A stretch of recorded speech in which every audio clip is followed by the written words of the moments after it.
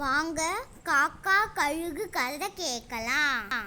ஒரு பெரிய காட்டுல ஒரு காக்கா கப்பிள்ஸ் இருந்துச்சான். பெண் காக்கா சொல்லுச்சான், என்னங்க நம்மளை சுற்றி இருக்கிற மரங்களில் பழமே இல்லை, எத்தனை நாளைக்கு தான் எல்லாருக்கிட்டையும் கேட்டு வாங்கி சாப்பிட முடியும்? அதுக்கு என்ன பண்ண முடியும்? நம்மளை சுற்றி என்ன இருக்கோ அதை தான் நம்ம சாப்பிட்டுட்டு வாழ முடியும். என்கிட்ட ஒரு சூப்பர் ஐடியா இருக்கு. என்னது? தூரத்துல ஒரு மலை தெரியுதா உங்களுக்கு? ஆமா.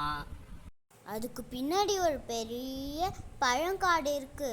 போனா நம்மளுக்கு நிறைய சாப்பாடு கிடைக்கும். நம்ம நல்லா தான் இருக்கிறோம், தேவையில்லாம யோசிச்சு பொழப்ப கெடுத்துறாத. ரிஸ்க் எடுக்காம ரஸ்க் சாப்பிட முடியுமா? மூடிக்கிட்டு கிளம்பு, நான் பாத்துக்கிறேன். இதை சொல்லி கேட்டேன், இதை நீ கேட்கறதுக்கு. சரி வா போகலாம். 2 பேரும் பறந்து மலையை தாண்டி அந்த பழக்காட்டுக்கு போனாங்க. ஐயோ முங்குனி மாமா, அங்கே போய் இவ்வளோ பழம்! நான் முதலையே சொன்னேன், நீ ஓகே சொல்லியிருந்தா நான் முதலையே வந்திருப்பேன்.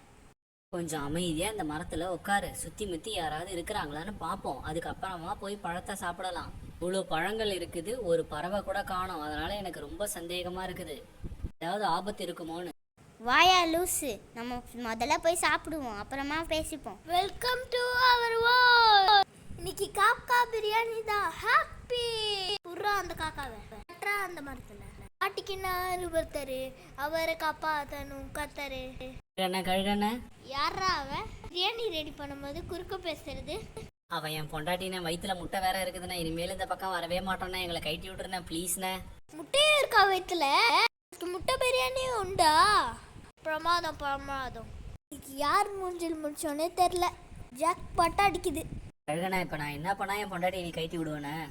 டாக்டரு என் பாடி வீக்காக இருக்குன்னு சொன்னாரு, அதனால நீ போய் கொழுந்து ஒரு புறாவை பிடிச்சிட்டு வா. பிடிச்சிட்டு வந்தோடனே கைட்டி விட்டுறேன். சரிண்ணே, எனக்கு தெரிஞ்ச இடத்துல கொழுன்னு ஒரு புறா ஒன்று இருக்குது, அதை நான் போய் பார்த்துக்கிட்டு வந்து உன்னை கூப்பிட்டு போகிறேன், நீ வந்து அதை பிடிச்சிக்கோண்ணே. ஓகே, நம்புறேன். ஏதாச்சும் கொழுப்பம் பண்ண அப்புறம் உன் பொண்டாட்டி பிரியாணி ஆயிடும். நான் அப்படிலாம் எதுவும் சொல்லாதானே, நான் கன்ஃபார்மாக கூட்டின்னு போய் உன்னை காட்டிடுறேன் அந்த புறாவை.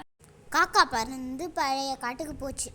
ஃப்ரெண்ட்ஸ் எல்லாம் பார்த்துச்சு, நடந்தெல்லாம் சொல்லிச்சு. என்னடா மச்சான் இப்படி பண்ணிட்ட? இந்த வேலையெல்லாம் தேவையில்லாத வேலை தானே உங்களுக்கு. எல்லாரும் போய் புறாவை மாட்டி விட்டுட்டீங்க. புறா சொல்லிச்சு, உனக்காக நாங்க சாகலாம் முடியாது, என்கிட்ட ஒரு சூப்பர் ஐடியா இருக்கு. நீ போய் பதமா அந்த கழுகை கூட்டிட்டு வந்து நம்ம ஆத்தாண்ட நிக்க வை, புறா வந்துருச்சுன்னு சொல்லு, அது வரும். அதுக்கப்புறமா நம்ம பிளானை நம்ம இம்ப்ளிமெண்ட் பண்ணலாம். ஓகே, நான் போய் அந்த கழுகை கூட்டிட்டு வரேன்.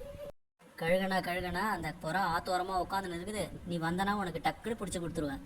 சொல்ற வா போலாம். அப்படி போய் 2 பேரும் பறந்து புறா பிடிக்க போனாங்க. கழுகுனா இங்கேயே உட்காருங்க, நான் போய் அந்த புறா எங்கே தண்ணி குடிக்க வருதுன்னு பார்த்துட்டு வரேன், நீங்கள் வந்து லவக்குன்னு பிடிச்சிங்க. Okay okay.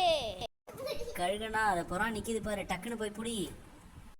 காக்கா பறாவை பிடிக்க சொல்ல கழுகு எகிரி தண்ணியில விழ மரத்து மேல இருந்த பறாவும் அதோட நண்பர்களும் கல்லை தூக்கி போட்டு கழுக சாகடிச்சிட்டாங்க.